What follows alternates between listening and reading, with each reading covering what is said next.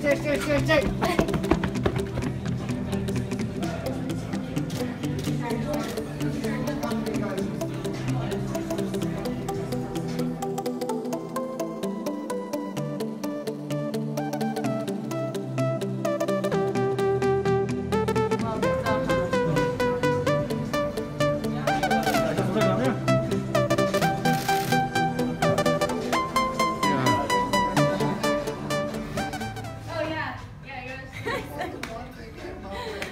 Takže jogu robím skoro každé ráno, dá sa povedať, že každé druhé ráno ju striedame s výbehom.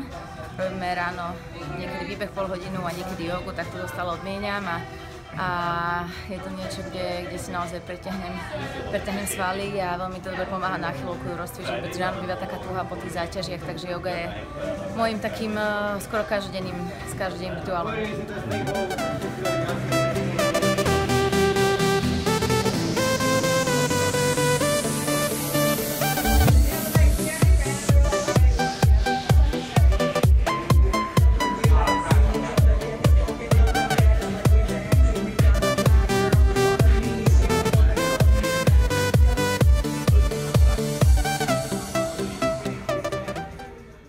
DNS skrátka znamená dynamická neuromuskulárna stabilizácia. Je to metóda, ktorú vynašiel pán profesor Pavel Koláš, známy český fyzioterapeut.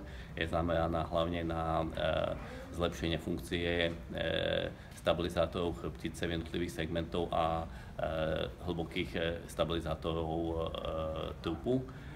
U Dominiky je to v podstate na prevenciu zranení v oblasti chrbta a vlastne celého pohybového aparátu. Myslím si, že u nej sa to osvedčilo a jej veľmi toto cvičenie pomáha.